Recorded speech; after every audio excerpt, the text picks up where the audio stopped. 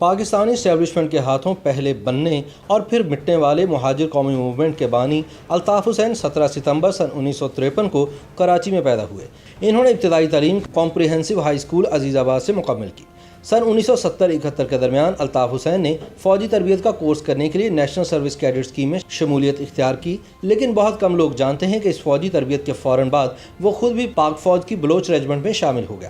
سن 1974 میں medical college میں داخلہ نہ ملنے کے بعد الطاف حسین نے اسلامیہ سائنس کالج سے مائکرو بایولوجی میں BSc کی، پھر کراچی یونیورسٹی کے شعبہ فارمیسی میں داخلہ لیا، جہاں 11 جون سن 1978 کو الطاف حسین اور اس کے ساتھیوں نے آل پاکستان مہاجر اسٹوڈنٹس آرگنائزیشن یا APMSO قائم کی۔ کئی برس تک الطاف حسین اور اس کی نومولود تنظیم کو تعلیمی اداروں میں جماعت اسلامی کی طلباء تنظیم اسلامی جمعیت طلباء کی مخالفت کا سامنا رہا۔ جب جمعیت کے تھنڈر اسکواڈ نامی مسلح بازو نے یونیورسٹی سمیت قریباً تمام تعلیمی اداروں میں ان کا داخلہ بند کر دیا تو الطاف حسین نے موقف اپنایا کہ ہم جمعیت کا مقابلہ نہیں کر سکتے، کیونکہ ان کے پیچھے جنرل ضیاء الحق ہے، یعنی جماعتیوں کے ساتھ ریاست کی طاقت ہے۔ تاہم پھر ضیاء الحق نے سندھ خصوصاً کراچی میں پیپلز پارٹی کو پیچھے دھکیلنے کے لیے الطاف حسین کے سر پر دست شفقت رکھنے کا فیصلہ کیا۔ شہری سندھ کے احساس محرومی اور مایوسی اور پرکشش نعروں کے سہارے ضیاء جنتا کی سرپرستی میں الطاف نے آگے بڑھنے کا سفر جاری رکھا۔ ضیاء دور میں بلدیاتی انتخابات کے موقع پر نمائندگی سے محروم عام لوگوں کو MQM کے ذریعے اپنی سیاسی نمائندگی کی امید نظر آنے لگی۔ ضیاء نے بھی پیپلز پارٹی کو ٹھکانے لگانے کے لیے جماعت اسلامی کی جگہ مہاجروں کو آگے لانے کا فیصلہ کر لیا۔ MQM نے اس ماحول کا فائدہ اٹھایا اور 8 اگست سن 1986 کو نشتر پارک میں ایک بڑا جلسہ کر کے طاقت کے مظاہرے کا فیصلہ کیا۔ گلی محلوں میں جلسوں اور مظاہروں کے ذریعے نشتر پارک جلسے کی زبردست تشہیر کی گئی۔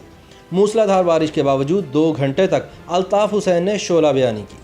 کہتے ہیں کہ نشتر پارک جلسے کی کامیابی نے الطاف حسین کے لیے سن 1987 کے بلدیاتی انتخابات میں کامیابی کی ایسی راہ ہموار کی جس کا اندازہ تو شاید خود الطاف حسین اور اس کی تنظیم کو بھی نہیں رہا ہوگا۔ ان انتخابات میں فقید المثال کامیابی کے نتیجے میں مہاجر قومی موومنٹ نے تقریباً تمام نشستیں حاصل کیں اور ڈاکٹر فاروق ستار MQM کے پہلے میئر کراچی منتخب ہوئے۔ سن 1988 میں جب بہت طویل عرصے کے بعد ملک میں جماعتی بنیادوں پر عام انتخابات ہوئے تو شہری سندھ پورا MQM اور دیہی سندھ مکمل طور پر پیپلز پارٹی کی جھولی میں آ گرا اور دونوں جماعتوں نے مل کر صوبائی اور وفاقی حکومتیں تشکیل دیں۔ مقبولیت کی اس انتہا پر الطاف حسین کی MQM بلا شرکت غیر کراچی کے سیاسی، بلدیاتی، انتظامی اور مالی معاملات کی مالک بن گئی، مگر یہ سیاسی اتحاد سن 1989 میں ہی ختم ہو گیا۔ اس سے قبل 17 اگست سن 1988 کو طیارے کے حادثے میں جنرل ضیاء الحق کی ہلاکت کے بعد کراچی سے تعلق رکھنے والے جنرل اسلم بیگ مرزا فوج کے سربراہ بنے، مگر نو منتخب وزیر اعظم اور پیپلز پارٹی کی سربراہ بے نظیر بھٹو سے ان کے تعلقات کبھی بہتر دکھائی نہیں دیے۔ اسلم بیگ کے زمانے میں بے نظیر الطاف حسین کی حمایت سے محروم ہیں اور پھر اکتوبر سن 1989 میں ایوان میں عدم اعتماد کی تحریک سے مشکل بچنے والی ان کی حکومت اگست سن 1990 میں صدر غلام اسحاق خان نے برطرف کر دی۔ بے نظیر نے اس کا ذمہ دار فوجی اسٹیبلشمنٹ اور خاص طور پر خفیہ اداروں اور جنرل اسلم بیگ کو قرار دیا اور یہ موقف اختیار کیا کہ جنرل بیگ نے سیاسی قوتوں کو استعمال کر کے پیسے اور طاقت کے بل پر ان کی حکومت ختم کروائی۔ MQM حقیقی کے سربراہ آفاق احمد کے بقول سن 1989 میں جنرل اسلم بیگ نے مہران بینک سکینڈل والے یونس حبیب کے گھر الطاف حسین، یوسف ایڈوکیٹ اور مجھ سے ملاقات میں کہا کہ بھائی قومی دھارے کی سیاست کیجئے، اب آپ لسانی سیاست کو خیر بات کہہ دیجئے، آپ ہی کا آگے مستقبل ہے۔ جنرل بیگ کی اس بات پر الطاف حسین نے رسماً کہا کہ جناب ہمارے پاس اتنے وسائل نہیں۔ اسلم بیگ نے یونس حبیب سے کہا اور یونس حبیب نے فوراً الطاف حسین کو تگڑی رقم تھما دی۔ آفاق احمد کے بقول مہاجر کاز چھوڑ کر قومی دھارے کی سیاست کے لیے رضامندی ظاہر کرنے کی وجہ سے الطاف کے ساتھ اس کا پہلی بار اختلاف ہوا۔ تجزیہ کاروں کی رائے ہے کہ فوجی قیادت اور اسٹیبلشمنٹ پیپلز پارٹی کے مقابلے پر اپنے حامیوں پر مشتمل حزب اختلاف کا بلاک قائم رکھنا چاہتی تھی۔ جنرل بیگ کے زمانے میں ہی پیپلز پارٹی کے سابق رہنما غلام مصطفیٰ جتوئی اور دیگر کو ملا کر متحدہ اپوزیشن پارٹی بنوائی گئی۔ ملک بھر میں اس کے جلسے ہوئے اور کراچی میں تو شاہراہ قائدین پر بہت ہی بڑا جلسہ ہوا جس میں الطاف حسین کا جادو بھی بولتا دکھائی دیا۔ بعد میں جتوئی صاحب نے تسلیم کیا کہ جنرل اسلم بیگ دراصل صدر بننا چاہتے تھے اور جتوئی صاحب کو تاثر تھا کہ وہ وزیر اعظم ہوں گے۔ جب صدر غلام اسحاق خان نے جنرل اسلم بیگ کو بطور آرمی چیف مدت ملازمت میں توسیع نہیں دی تو فوجی قیادت تبدیل ہوئی اور جنرل آصف نواز جنجوعہ آرمی چیف بن گئے۔ اس وقت تک اپنی پارلیمانی طاقت کے بل پر کھڑی الطاف حسین کی MQM کو اپنی سیاسی اہمیت اور طاقت کا اندازہ تو ہو چکا تھا، مگر اس کا اصل منبع یعنی فوجی اسٹیبلشمنٹ کی طاقت کا اندازہ لگانے میں شاید کہیں بھول ہو گئی۔ الطاف حسین اور MQM نے علاقائی کنٹرول کی پالیسی اپنا لی۔ طاقت کے بل پر علاقوں کو اپنی گرفت میں رکھنے کی کوششوں میں MQM سے کئی فاش غلطیاں ہوں۔ ان میں فوج کے میجر کلیم کو لانڈھی میں اغوا کرنے کی غلطی بھی شامل تھی۔ الطاف اس قدر اوقات سے باہر ہو گیا تھا کہ ایک بار اسے آرمی چیف جنرل آصف نواز جنجوعہ کی فون کال آئی تو الطاف نے خود بات کرنے کی بجائے عمران فاروق سے کہا کہ تم بات کر لو۔ جب عمران فاروق نے جنرل آصف نواز جنجوعہ کو بتایا کہ الطاف بھائی مصروف ہیں، آپ مجھے بتائیں، تو جنرل آصف نواز جنجوعہ آگ بگولا ہو گئے اور انہوں نے فون رکھ دیا۔ اکتوبر سن 1990 کے انتخابات ہوئے اور نواز شریف کی قیادت میں مرکز میں اسلامی جمہوری اتحاد نے کامیابی حاصل کی تو الطاف حسین کی MQM نے نواز شریف حکومت میں شمولیت اختیار کر لی۔ پیپلز پارٹی کے کھلے دشمن جام صادق، نواز شریف اور الطاف حسین سن 1990 میں ایک جلسے کے دوران سٹیج پر ایک ساتھ بیٹھے نظر آئے۔ سیاسی طاقت کے بل پر MQM اس وقت تک اتنی مضبوط ہو چکی تھی کہ شہر اور پولیس جیسے ریاستی اداروں کا کنٹرول سنبھالنے کی کوششیں بھی کی جانے لگیں اور بلدیہ سندھ حکومت کے معاملات میں الجھنے کے ساتھ ساتھ دیگر اداروں سے بھی دانستہ یا غیر دانستہ مٹ بھیڑ کی نوبت آنے لگی۔ پولیس، عدالتی نظام اور شہریوں کی جانب سے اس سب پر ہلکی پھلکی موسیقی بھی شروع ہو چکی تھی۔ کئی MQM رہنماؤں کا دعویٰ ہے کہ ایسی شکایات بڑھنے پر تنظیمی نظم و ضبط حرکت میں آیا اور مقامی اور علاقائی تبدیلیوں کا آغاز ہوا۔ اسی کوشش کے دوران اس وقت کے انتہائی بااثر دونوں مرکزی جوائنٹ سیکریٹریز آفتاب احمد اور عامر خان کو بھی تبدیل کیا گیا۔ سن 1991 میں آفاق احمد اور عامر خان کو جماعت سے خارج کر کے سارا تنظیمی ڈھانچہ توڑ دیا گیا اور سینکڑوں کارکنان کی رکنیت معطل کر دی گئی۔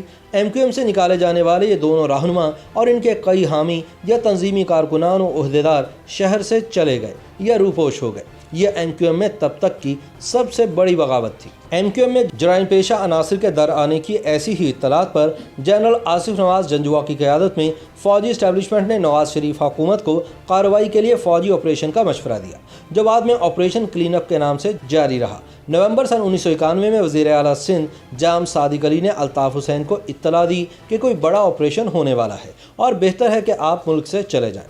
جام صادق کے مشورے پر الطاف حسین لندن بھاگ گیا۔ بالآخر 19 جون سن 1992 کو کراچی آپریشن شروع ہوا، جس کی MQM نے بھی حمایت کی، لیکن جب آفاق اور عامر خان کی ری انٹری ہوئی تو MQM کو اندازہ ہو گیا کہ جرائم پیشہ افراد کی بجائے دراصل انہیں ہدف بنا لیا گیا ہے۔ اس وقت معاملے نے دوسرا رخ اختیار کیا اور واضح طور پر یہ نظر آ رہا تھا کہ آفاق اور عامر کی قیادت میں بننے والی نئی جماعت MQM حقیقی کو خفیہ اداروں کی پشپناہی حاصل ہے۔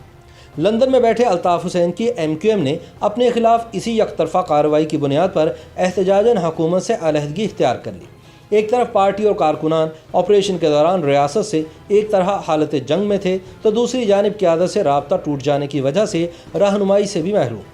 جب کارکنان اور تنظیم کو الطاف حسین کی سب سے زیادہ ضرورت تھی تب اس تک رسائی اور پہنچ سب سے زیادہ مشکل رہی۔ اس سے صرف کارکنان کو ہی نہیں بلکہ الطاف حسین کو بھی بے حد نقصان ہوا۔ الطاف حسین اور اس کی جماعت نے سن 1993 میں بطور احتجاج قومی اسمبلی کے انتخابات کا بائیکاٹ کیا، تاہم صوبائی اسمبلی کے انتخابات میں بھرپور حصہ لیا، جس کے نتیجے میں وہ کراچی کی طاقتور جماعت بن کر سامنے آئے۔ اسی برس جماعت کا نام مہاجر قومی موومنٹ سے بدل کر متحدہ قومی موومنٹ رکھ دیا گیا۔ تجزیہ کاروں کے مطابق الطاف حسین کی شخصیت دو حصوں میں منقسم رہی۔ ایک وہ عوامی شخصیت جو سن 1986 سے سن 2000 کے اوائل تک دنیا کے سامنے آئے، اور دوسری وہ جو گزشتہ 20 سال سے اب تک نظر آ رہی ہے۔ شخصیت کے دونوں رخ ایک دوسرے کے برعکس ہیں۔ پہلے دور کا الطاف حسین بہت مضبوط اور عوام سے جڑا ہوا رہنما تھا، جسے تنظیم پر مکمل کنٹرول حاصل تھا، جبکہ سن 2000 کے بعد الطاف حسین کمزور، بیمار اور مجبور ہو گیا تھا۔ لندن پہنچنے پر الطاف حسین کا واسطہ محمد انور سے پڑا۔ یہ وہی محمد انور تھا جو پارٹی میں ترقی کر کے الطاف حسین کے بعد لندن سیٹ اپ میں نمبر 1 کی پوزیشن تک پہنچا۔ الطاف حسین کے ساتھ منی لانڈرنگ یا ڈاکٹر عمران فاروق کے قتل جیسے مقدمات میں بھی بطور شریک ملزم سامنے آیا۔ اسی دوران پاکستان میں جنرل عبدالوحید کاکڑ نے کراچی آپریشن ختم کرنے کا اعلان کیا۔ بعد ازاں الطاف حسین کی MQM بے نظیر اور نواز شریف کی مختلف حکومتوں میں کم از کم 5 بار شریک رہی۔ 12 اکتوبر سن 1999 کو اس وقت کے army chief general Pervez Musharraf نے نواز شریف کی حکومت کا تختہ الٹا اور فوج نے اقتدار پر قبضہ کر لیا۔ مشرف کا پورا دور سن 2007 تک MQM اور الطاف حسین کا آئیڈیل ترین دور تھا۔